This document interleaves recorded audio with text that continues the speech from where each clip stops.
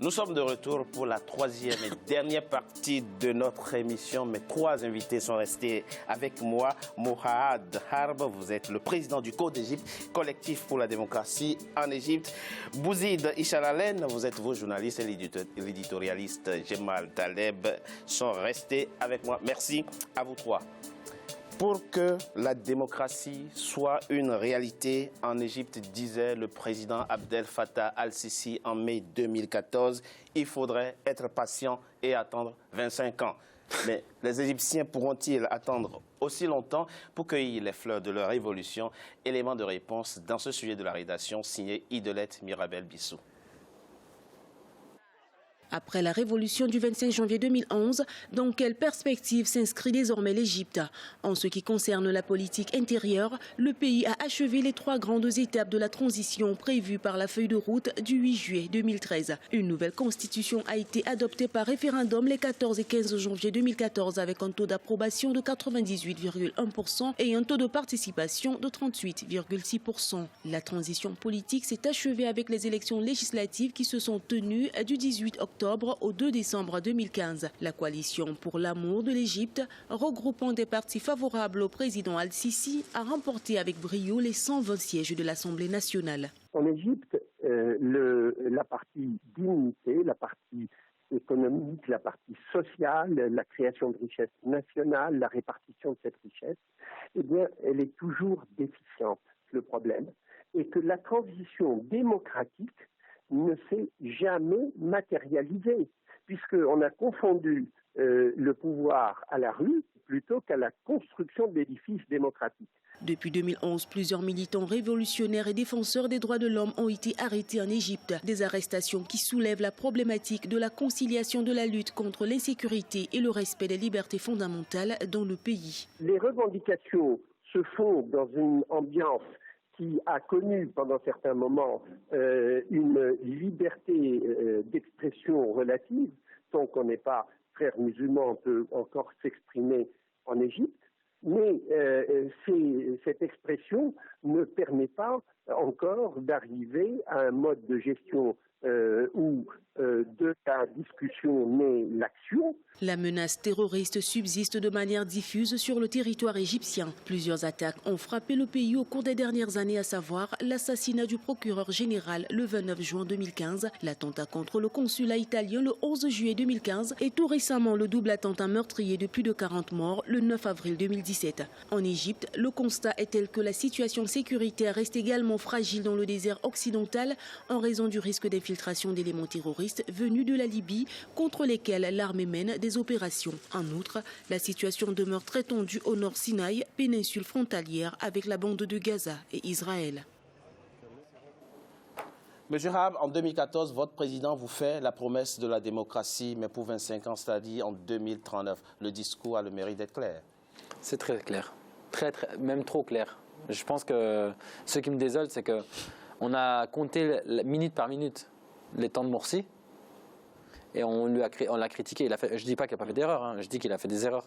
Mais vous pensez que c'est pire aujourd'hui? Aujourd'hui, c'est certainement pire. Non, je pense que la vraie question qu'il faut se poser, c'est pourquoi Morsi n'a pas attendu 4 ans que le mandat de... Plutôt... Quoi, le maréchal n'a pas attendu la fin du mandat avant de le destituer. C'est pas même pas question de mandat. C'est-à-dire que c'est bien plus au-delà de ces mandats. C'est-à-dire que je ne réaliserai jamais ces objectifs, puisque c'est dans 25 ans. Donc j'ai mes excuses dès maintenant. C'est un discours qu'un président ne peut pas tenir devant son peuple. Un peuple. Je comprends que ça peut être réaliste, parce qu'on ne réalise pas une politique démocratique du jour au lendemain. Mais dire, écoutez, comme il y a eu plein de discours comme ça, il y a eu des discours en 2064, des discours, il y a plein de dates vraiment farfelues, d'où je ne sais pas comment on les sort. On a envie de savoir, d'abord, pourquoi le maréchal Al-Sisi met-il tous les frères musulmans dans le même panier, alors qu'il y a effectivement une branche modérée avec qui on peut dialoguer, discuter? Si vous voulez me faire dire que je suis d'accord avec tout ce qu'a fait le maréchal Sisi, vous trompez absolument. J'ai commencé par dire que le travail mal fait, très mauvais qu'il a fait au début de son arrivée au pouvoir, les crimes de sang sont de mon point de vue une limite absolue. La deuxième chose, c'est que l'acharnement excessif contre la confrérie des frères musulmans me paraît absolument disproportionné et pas bon pour le climat démocratique de ce pays. Mais je fais partie de ceux qui pensent que l'ordre est nécessaire et que quand on n'a pas d'ordre, on n'a pas de stabilité et que, pardon, la sécurité est la première des libertés. Et de ce point de vue-là, Morsi a réussi. En revanche, les défis pour lui sont énormes. Je mets de côté les défis économiques qui sont absolument majeurs. Je mets de côté les défis obligatoires de la stabilité de ce pays dans cette région instable. L'obligation qu'il aura à clarifier ses relations avec l'Arabie Saoudite, l'obligation qu'il a à avoir des relations normales avec les États-Unis, celle de Trump notamment, qui semble-t-il avec le grand amour. Des relations obligatoires demain avec Israël, qui est encore une autre région, un foyer de stabilité pour lui. Et puis, pardon, le conflit syrien auquel il ne peut pas être étranger, et je ne parle même pas du Yémen. Donc, les enjeux sont absolument considérables pour le président Morsi. Mais au-delà de ça, le front intérieur est, de mon point de vue, le plus important. Je pense, moi, que ce qui est arrivé en 2011 n'est absolument pas terminé, que la soif de démocratie, de liberté des peuples elle existe encore. Une réalité, et que Morsi, aujourd'hui ou demain, est obligé de faire avec. Mais le défi fondamental qu'il aura demain, c'est de lui trouver du travail, de lui trouver un avenir, de lui trouver de l'espoir. Jusqu'ici, ça n'est pas réussi, évidemment, je suis le premier à le dire. Il a réussi sur un point, il n'y a aucun doute là-dessus, c'est qu'il a réussi à avoir du calme, de la stabilité dans un pays qui ne l'était pas. La deuxième chose, c'est que... Quel calme? Parce qu'on voit que les frappes terroristes se perpétuent toutes les 2-3 semaines. Les frappes terroristes existent, évidemment, ça n'empêche pas que ce pays en plein globalement... En Alexandrie, le seul fief d'où je viens, moi, qui a un lieu de paix interreligieux. Ce pays est globalement beaucoup plus stable qu'il ne l'était.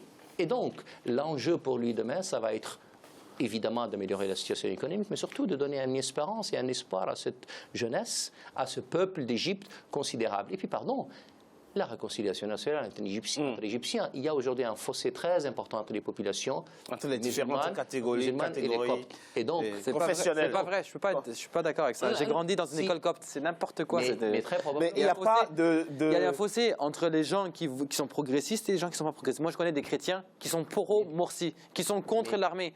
Vous pensez que mais c'est pas vrai. La cohésion dans votre pays ne souffre d'aucune... Non, elle souffre. Mais qui est-ce qui a créé cette cohésion, ce problème de cohésion? Oui. Depuis le premier jour où Morsi est arrivé, depuis, on a joué. On tape sur les salafistes un peu sur les frères musulmans, on tape sur les progressistes un peu. Et ça fait quoi? Une ambiance où je me rappelle quand moi j'étais en manifestation en Égypte, on voyait un barbu, une personne qui est religieuse en Égypte, ça existe. Qui n'a pas de politique ni qui s'en fout. On lui tirait la barbe gratuitement. On tirait le voile à des gens. On frappait des gens. Pourquoi? Parce qu'on a généré une haine maintenant incontrôlable. En plus, cette cohésion, ça n'existe pas. Un monsieur Morsi qui a récupéré des milliards en aide n'a rien fait au niveau économique ni au niveau cohésion sociale. Je pense un échec total. Je vais terminer mon propos. Donc, effectivement, il y a aujourd'hui un délitement du lien social. Bien sûr, mais comment entre les différentes catégories confessionnelles qui emprisonne. Non, j'ai dit qu'entre les chrétiens, c'est trop généraliste. Moi, je sais que par exemple Morsi, il avait un problème avec la tête de l'Église copte, comme beaucoup de coptes ils l'ont, c'est vrai. Mais dire qu'il y a un fossé entre les coptes et les musulmans, ça, c'est pas vrai. Non, je pense pour résumer tout ça, c'est qu'après 30 ans de dictature sous Moubarak, qui n'a pas été annoncé, qui a été imposé par lui-même avec ses pouvoirs, etc., je pense que Morsi vient de nous annoncer une dictature de 25 ans. Non, Al-Sisi. Al-Sisi, excusez-moi, je confonds. Je pense que Sisi a plus de courage. Il a dit clairement que moi, je vais me battre pour ce pouvoir. Et c'est ce qu'il a fait. Pourquoi? Parce que durant le premier soulèvement, il faut le dire, après Al-Sisi, quand il était militaire, il a pacté avec les frères musulmans. Personne ne peut nier ça. Après, quand le président Morsi a été élu, il a changé de camp. Il a décidé de prendre le pouvoir. D'ailleurs, pour résoudre un problème politique dans un pays, c'est pas un militaire qui doit résoudre un problème politique. C'est des politiciens, c'est aux politiciens. L'armée est garante uniquement de la Constitution. Mais il n'y avait pas de parlement. Après, comme l'a dit, parce que normalement, l'armée a une particularité en Égypte, dans votre pays. Laissez-moi juste aller au bout de mon idée. Parce que quand un président est destitué, normalement, c'est le président du Parlement qui va reprendre le relais. C'est vrai, mais ça, c'est conformément à la Constitution. Et comme il n'y avait pas de Parlement, ça a été. Mais comme ils ont suspendu la Constitution. Il n'y a pas justement de président de Conseil constitutionnel. L'armée, normalement, il est uniquement garante. Ils ne prennent pas le pouvoir, ils sont garants de la Constitution le temps que les politiciens organisent une transition politique. Mais là, c'est tout à fait le contraire. Un élément, Chekirou, c'est un ancien député tunisien, dit quelque chose de peut-être intéressant dans l'élément qui est passé. Il dit, au fond, finalement, la transition politique n'a jamais eu lieu en Égypte. Bien sûr. Il y a même pas, ça, c'est discutable. Mais encore une fois, il faut se dire une chose importante. C'est qu'on ne peut pas tout reprocher à Al-Sisi et à son contraire. Ça n'a aucun sens. Al-Sisi est responsable, malheureusement, de la fin d'un régime démocratique, c'est évident. La question la plus importante, c'est est-ce que le régime démocratique, pendant sa durée, a réussi ou pas?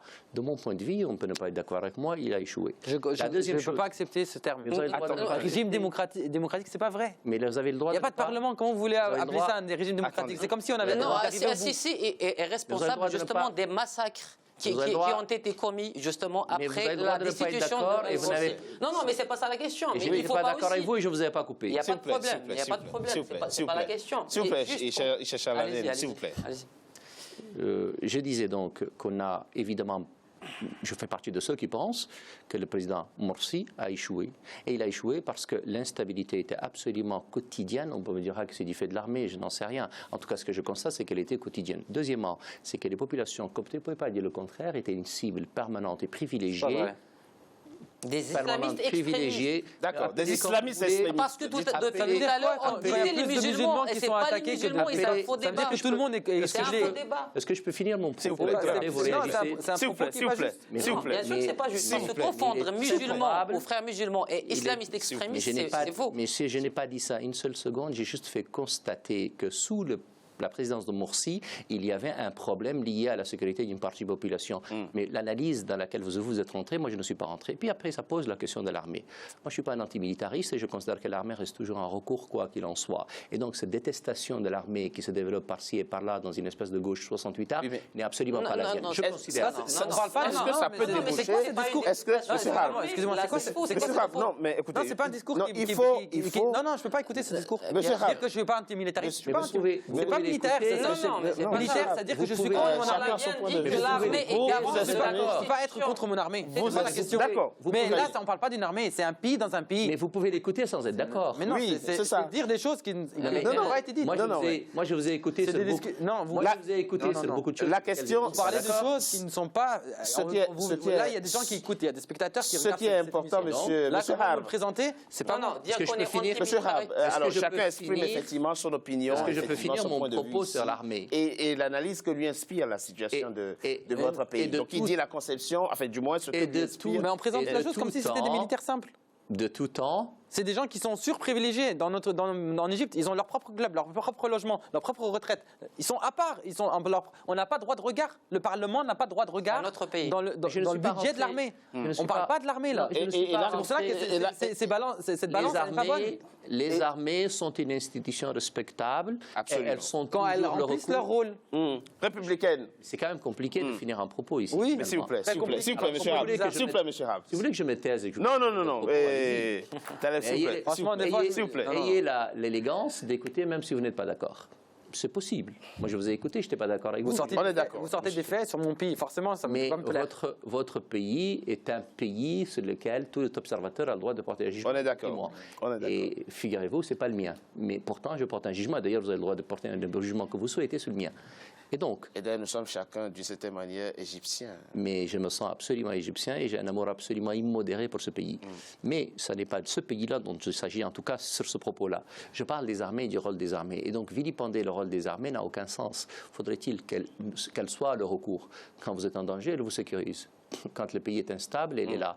Et pardon, quand le chaos est généralisé, heureusement qu'il y a les armées pour vous protéger. Et donc, on ne peut pas jeter l'opprobre sur les armées, quoi qu'il en soit, ou quelle que soit la situation. Et puis, pardon, on peut ne pas être d'accord avec le maréchal Al-Sisi sans pour autant jeter l'opprobre sur les armées. Mais la question, c'est qu'on tombe très vite dans l'essai avec les armées sur le continent. Après, l'Égypte a une armée particulière. Elle a une armée particulière par l'histoire de l'Égypte. La même armée que M. vilipende aujourd'hui était la même que tout le monde applaudissait. Je n'ai pas vilipendé mon armée. Que je rappelle. Regardez comment il confond les choses. C'était la même que tout le monde applaudissait. Il me dit que j'ai vilipende. Moi, j'ai de la famille de l'armée. Ils sont très respectables. Non, mais c'est l'armée qui a porté Nasser au pouvoir. C'est l'armée qui était acclamée quand il y a eu la guerre contre Israël, quand il a fallu défendre ce pays dans les moments les plus difficiles. C'est toujours la même armée. Exactement. Elle peut faire des erreurs. elle n'en demeure pas moins qu'elle reste une grande armée. C'est pas une erreur, c'est un système qui est construit, qui est complètement... C'est à dessein construit ainsi pour s'offrir des privilèges. Vous avez raison, vous exagérez un peu. Comme si... Non, il reconnaît que vous avez raison de la description que vous faites. Le mari de ma propre tante, non, mais il exagère. un grand général, d'accord. Les salaires qu'il a, ce n'est pas possible, c'est pas convenable d'avoir des salaires comme ça pour un ingénieur militaire. D'accord. Non, mais dites-moi, est-ce qu'on peut imaginer effectivement qu'il y ait une nouvelle révolution dans votre pays, d'autres? Non, aujourd'hui, ce qui vient avec les nouveaux réseaux sociaux, les nouveaux moyens de communication, c'est comme le monsieur l'a dit clairement, c'est un processus qu'on ne peut pas considérer qu'il soit terminé. C'est pas possible. C'est pas une révolution, ça ne fait pas. Comment peut-on imaginer aujourd'hui la suite? Ce qui est bien, ce qui est très positif chez nous, c'est qu'il y a beaucoup de jeunes. Et forcément, les jeunes, eux, n'ont pas la même vision des personnes qui sont plus âgées. Les personnes qui sont plus âgées, elles ont vécu Nasser, elles ont vécu Sadat. Je rappelle effectivement que 30 millions de vos compatriotes ont moins de 18 ans. Hein. C'est quand même énorme. 65 millions ont moins de 40 ans. Et les personnes âgées 65 millions ont moins de 40 ans. Non, j'ai pas dit ça. J'ai dit qu'ils ont vécu, ils ont un autre vécu, en espérant que la possibilité de s'éduquer sera plus importante que parce que, encore une fois, il n'y en avait pas. Elles ne sont pas forcément mal éduquées parce qu'elles sont âgées. J'ai pas dit qu'elles étaient mal. J'ai dit qu'ils ont la possibilité, parce que le système éducatif en Égypte est dans un piètre état, et de pouvoir s'instruire de sorte à pouvoir mener le plus très rapidement. Je pense qu'il faut éclaircir deux points. Quand on parlait tout à l'heure d'islamistes, on ne parlait pas de musulmans. Il ne faut pas faire de confusion. Deuxième point, nous, on n'est pas contre l'armée. L'armée est une institution, bien sûr, respectueuse. Excusez-moi, laissez terminer. Non, il n'y a pas de problème. L'armée est là, on a dit, pour justement assumer la sécurité du citoyen et pour assumer la sécurité du pays. Non, justement, de s'accaparer du pouvoir. D'accord, très bien. Mais Djemal? Non, que je voulais que je rajoute à ça. Dans le monde de la fin, s'il te plaît. Je pense, moi aussi, que la place des militaires est dans les casernes et que les militaires égyptiens sont dans les casernes et que le maréchal El-Sisi n'est pas l'armée égyptienne et que ce n'est pas parce qu'il y a un président qui est issu de l'institution militaire que forcément les militaires sont au pouvoir. Après, c'est une armée qui a son histoire.